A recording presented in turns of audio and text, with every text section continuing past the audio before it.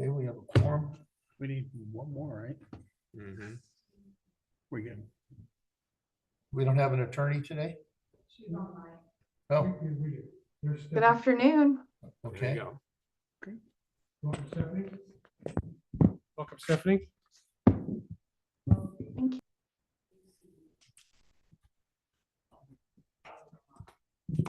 All coming? No.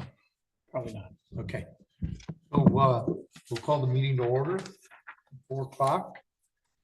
So we'll start with roll call. Chair Thorpe, Here. Vice Chair Griva, Here. Board Member Rodriguez, Board Member Wood, Board Member White. Here. Y'all stand for the Pledge of Allegiance. I pledge allegiance to the flag of the United States of America and to the republic for which it stands, one nation, under God, indivisible, with liberty and justice for all.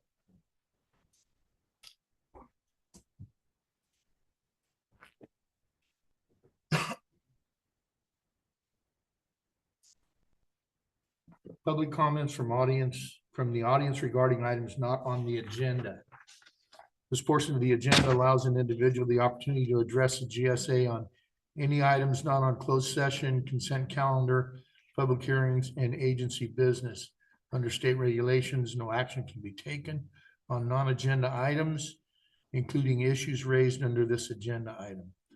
Members of the public should be aware of this when addressing the GSA regarding items not specifically referenced on this agenda. So do we have any public comments for items not on the agenda? We do. We have Mr. Versick. Mr. wishing to Versick. speak. So go ahead, Mr. Versick. Go ahead, Mr. Versick. Thank you. Now I'm unmuted. Tom Versick speaking. And my comment may or may not be, quote, a public comment only because it deals with a little bit of what occurred at the coordination meeting, which might be part of the general manager's report later on. But with the chair's indulgence, I'll just deliver my comments. And then Mr. Weeks can supplement or disagree or explain if appropriate during his oral report. So as the minutes that you have, they're still in draft. My clients are in your Arroyo Seco cone management area. And as I mentioned at some point previously, this GSA and the Salinas Valley want to have a 2021 agreement that specifically addresses their relationship around and the process to impose lawful regulatory fees. The key parts for that are at 4B as in boy, 4G as in God, 13B as in boy, and 13F as in Frank. I noted some of the required process steps in a letter to the coordination committee members, Griva and Wood, in late February, ahead of the coordination committee meeting. And those concerns in that letter remain. I'm not going to repeat them. But what's important is the agreement is clear that staff from the two GSAs cannot agree among themselves on how many dollars and cents can be collected from whom and for what purpose. It's for the two boards to decide based on obviously their respective staff's efforts, but it's for the boards. And at this time, it does not appear that the Salinas Valley GSA is following the required process in that agreement. That also means that it will be up to this board, the ASGSA, to pursue the process. And I want to be clear that if the regulatory fee eventually approved is fatally flawed, my clients will look to remedies against both the GSAs.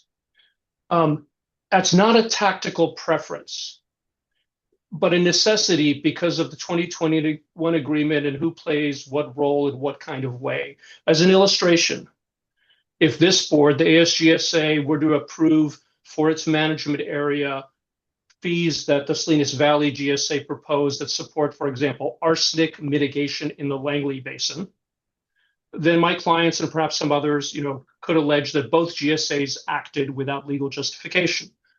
But if instead this board, ASGSA, did nothing at all, never took up the matter whatsoever, and those fees from the Salinas Valley Basin came and were imposed in the management area anyway, This board, the ASGSA, would not be protected from liability. I'm just saying this board because that's the one I'm referencing, and this is not a personal matter. It's kind of exchanging one for the other. This GSA's liability would derive from ignoring or violating the agreement. So in super simple terms, omission is different from commission, but they do both can in their various ways lead to liability under certain circumstances.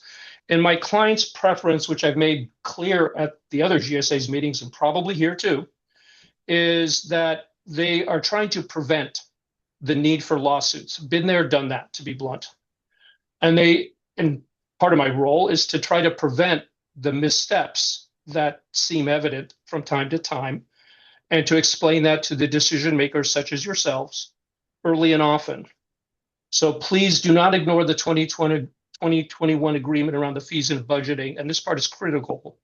No matter what the Salinas Valley Basin GSA chooses to do or not do. That is all. Thank you, Mr. Versick. Do we have any more public comments for items not on the agenda? I don't see any. We'll move on to consent calendar. All matters listed in the consent calendar are considered routine and may be approved by one action of the agency unless a request for removal for discussion or explanation is received prior to the time agency votes on the motion to adopt. We have one item. It'd be approval of the minutes of the February meeting. I'll take the motion. Michael moved to. Do we need to do any public comments on that item, or? We should. Is there public comments on the consent calendar? Seeing none online, Chairman. I'll second. We moved and seconded. All in favor? Aye. Those opposed? Motion carried. Okay, next order of business, receive Arroyo Groundwater Sustainability Agency General Manager's status report. Thank you, Mr. Chairman. I was going to go in an order with good news first. But I think I want to change. I think while it's fresh in my mind, I think Mr. Versick's comments are good comments. I'm going to take them as I believe he intended them to be, as supportive of making sure that we don't have any missteps. I will note though that, just in terms of fees, we are trying, that's we being Perrette Harmon, the GM from the Salinas Valley Basin, GSA, and myself are trying to put together another coordination committee meeting so we can start chipping away at some of the issues associated with the agreement between our two organizations and to talk about fees. I will note that the draft for the fees have come out.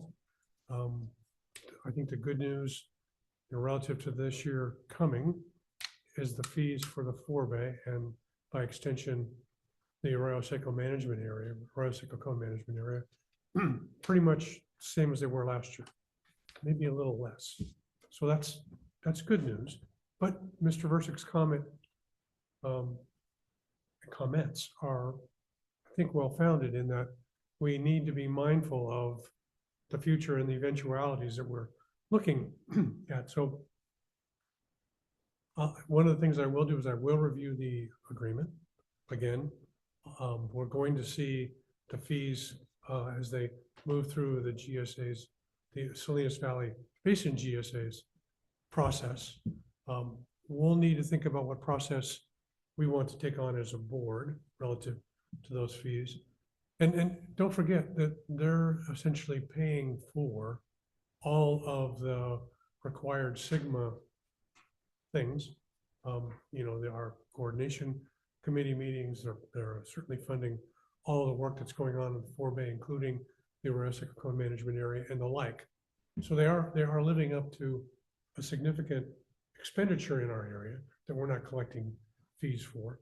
But nevertheless, we need to sort that out and be a little clearer. So I do want to acknowledge and appreciate Mr. Versick's comments. And, we're all a growing group of public agencies now, and there are some of the real issues associated with GSAs coming to roost. And you hear me say it, I'm gonna keep saying it again and again and again, and that is these GSAs, by their nature, are regulatory agencies. And typically, regulatory agencies are set up to somehow regulate or prevent things from happening, which means they generally say no more than yes, by their nature. Having said that, though, I think that we have, generally speaking, a desire to solve problems rather than, just say no about things. But demand management, the management of extraction of groundwater is a real issue that we're going to need to grapple with. And any fees associated with that process are going to be rife with, frankly, conflict. People are going to pay close attention to those kinds of fees, and they're not going to want to pay for things that don't benefit them. I think that's only natural. So, in order to help prevent Mr. Versick's clients from suing, or other folks from suing, we'll dig into, your staff will dig into that agreement a little bit more in depth and have a report for you and a process laid out for next month. I think that's probably a good thing to do. So that's my report on fees and process, and we are trying to schedule another coordination committee meeting. Fees are a part of the topic, as well as, some changes in this agreement.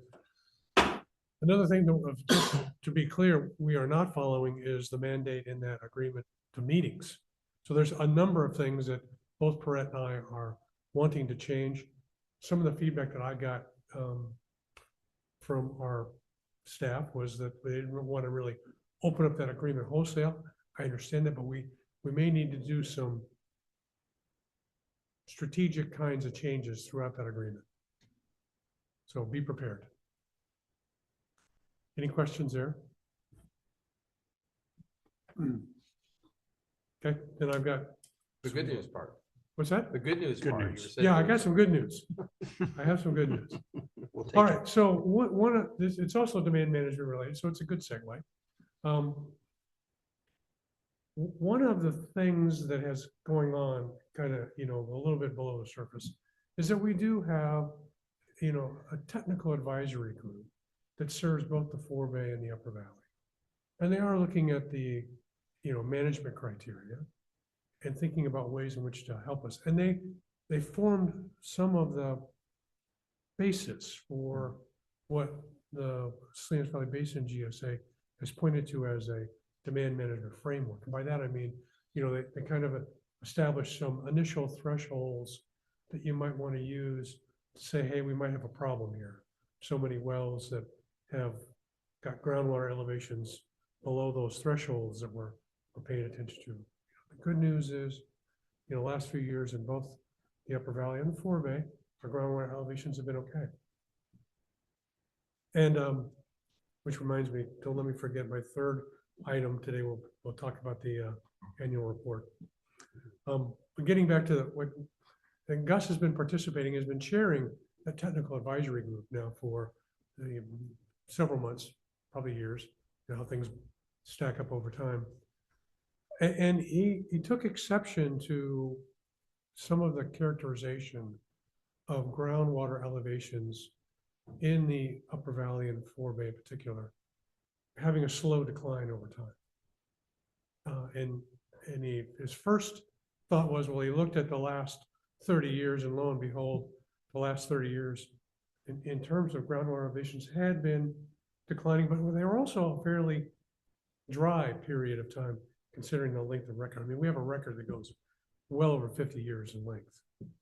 Some back to, darn near 100 years. Anyways, long story short, he didn't let that rest. He wasn't satisfied. The technical advisory group, didn't really mandate him to go out and do anything, but Gus, as the leader of that group, wanted to further evaluate the groundwater elevation in the Forebay. So he looked at he looked at as broad a distribution of wells as he could. And he looked at time sequences and elevation changes. And he kind of grouped them roughly into areas where either they had really fast declines or fast increases, or slow declines and, slow increases. And he kind of looked at where they were, and lo and behold, again, the distribution was kind of all over the place. There were a few wells on the, call it west side, southwest side, in the bench along, the Gavilons, that showed a rather fast decline. There was several of them in a row. And those might be for, new grapes or whatever, but they are in the area. They're on the bench, and they may not be as deep as some of the others. Long story short, that was like the only distribution element that even showed up at all. So he kind of scratched his head, and he kept looking, and he kept digging, and he kept trying to see if there weren't some sort of trends. And so he looked at groundwater pumping relative to either fall or declines in groundwater elevations. And pumping wasn't directly related, through a statistical analysis, to groundwater elevations falling or increasing, which is kind of odd. So we continued to dig, and the bottom line is that over the last few decades, we've had kind of a dry trend. And because recharge has been a bit diminished, we're seeing a slight decline in groundwater elevations, which also says that if we run into a wet period, those groundwater elevations are just as likely, and most likely will, rise. That's kind of what I think you've heard me say a number of times, but Gus did the right thing, and he did an awful lot of analysis. And so what I'm thinking about doing is having that as an element of presentation after he presents it to the technical advisory, to bring it to our advisory committee, just so that we get that here in kind of local vernacular, and maybe even bring it to the Forbay implementation group, because it's going to translate into how we deal with both the criteria associated with, managing our groundwater elevations, and if indeed we need to develop some sort of methodology around demand management. And if we do, it's pretty clear from his analysis that it needs to be tied to not pumping particularly, but what kind of environment we're in, what kind of recharge that we've had over the last 5 years, and what kind of recharge are we forecasting for the next. So it's going here in this section of the Salinas Valley, in this subbasin, it's going to be more of an issue of, are we getting adequate recharge? Because our pumping has remained essentially the same. How's the other thing? I would expect pumping to really have fallen off during the drought in the 2010s. It didn't really. And we didn't really see a big decline last year, when I thought maybe, with some of the issues with grapes cutting back a little bit, we'd see a decline in pumping. Didn't really. So this, potentially slow decline is not related to anything that we can really manage, other than to acknowledge that we may not be getting the recharge that we can get, and that we may need to manage pumping relative to that long kind of declining drought. So I think that's really good news, in that if it rains, and it should, and if we get adequate recharge, and I think we should, I think we're going to remain sustainable. But I think we have to acknowledge that we're dependent upon that rainfall and that recharge, and that there may come a time somewhere down the road, if this continues, we may have to take some sort of actions to diminish the pumping to a degree, so that we don't fall further down into areas where we actually have, violations in our minimum thresholds. But we're talking decades. I think if we project this, I think he said somewhere like in the 2070 timeframe. So probably none of us are going to be here at that timeframe. That'd be a safe bet. I think that'd be pretty I safe would to think say. so, Yeah. But my point is that it is something that we need to acknowledge, but it's also something that I think we can be feel pretty good about. Because it's not something directly related to how we're using that groundwater. It's related to how much of that groundwater is available. And if it rains, we get into a nice wet spell, great. And you've heard me say, if we get into a drought, we're going to have to take some steps to be able to mitigate that. Right now, we're in a dry period, and I mean, decades worth of, like 3 decades worth of maybe dry period, and we might have lost maybe a foot or two. Okay, so it's not a big deal, but it's something that we need to be mindful of. And I think that's really good news in terms of things that we have to manage. So I'll pause there and ask if there's any questions.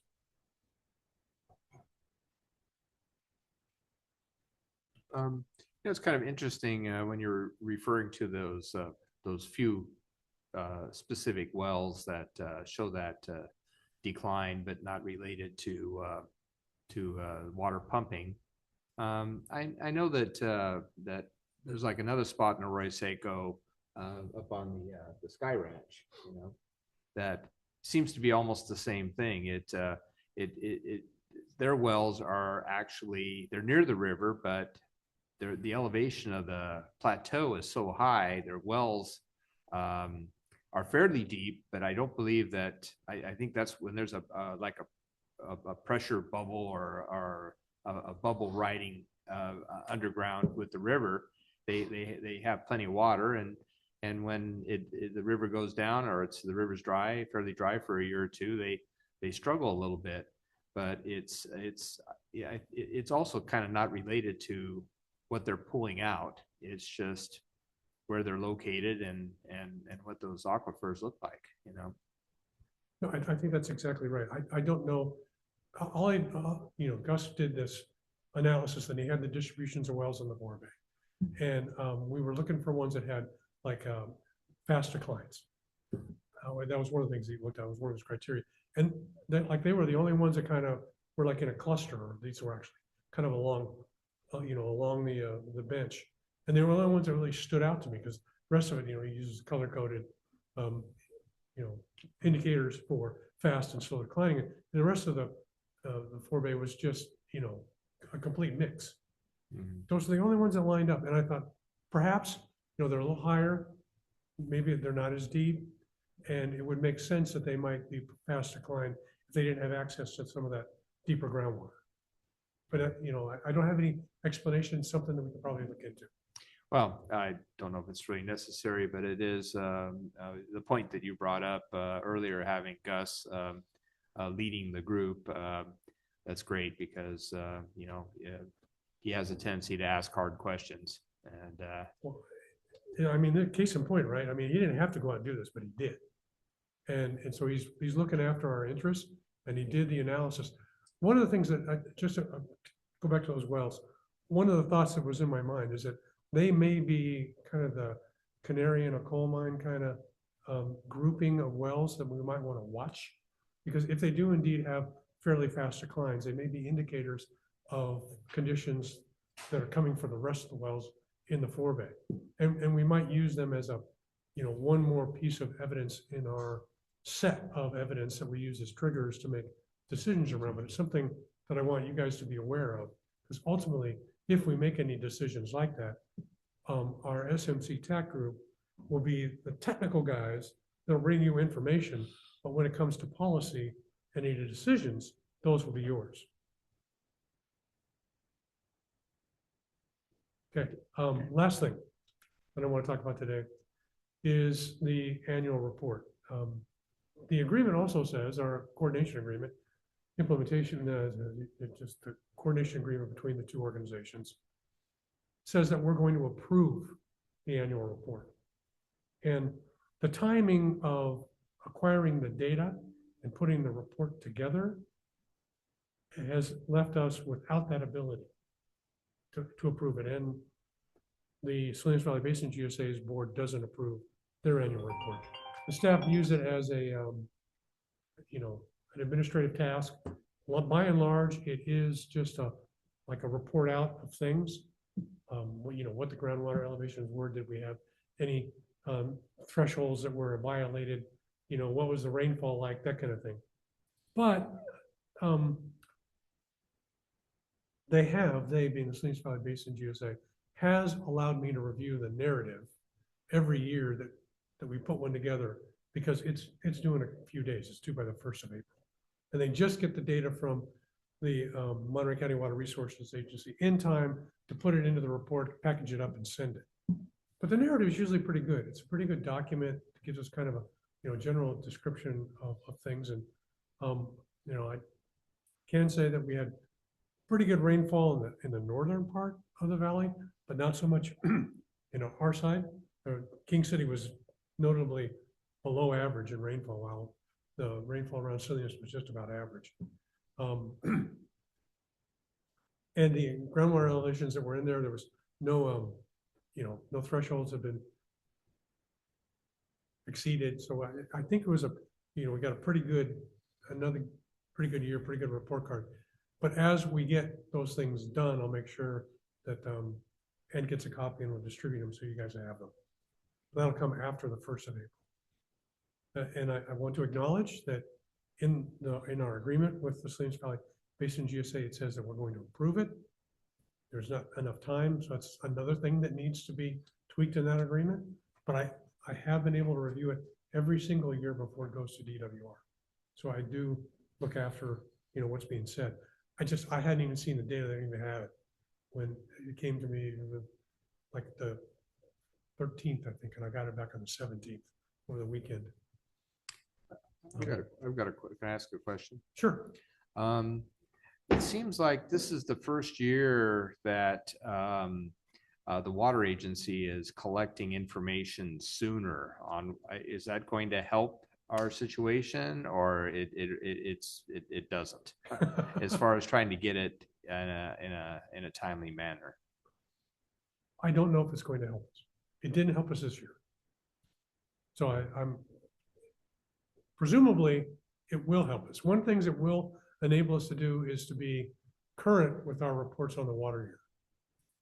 Well, that's huge in itself. I can see the problems that they had without doing that. I think our coordination committee, we had at one of our meetings, we brought that up, that it's like, what's the worst thing that could happen if we move that date up, because most farmers would have it anyway. And most farmers would see it's reasonable to be talking apples to apples instead of having part of your report based on something that happened in the past. And, if you recall, previously we were using like last year's water elevations in the year prior pumping data.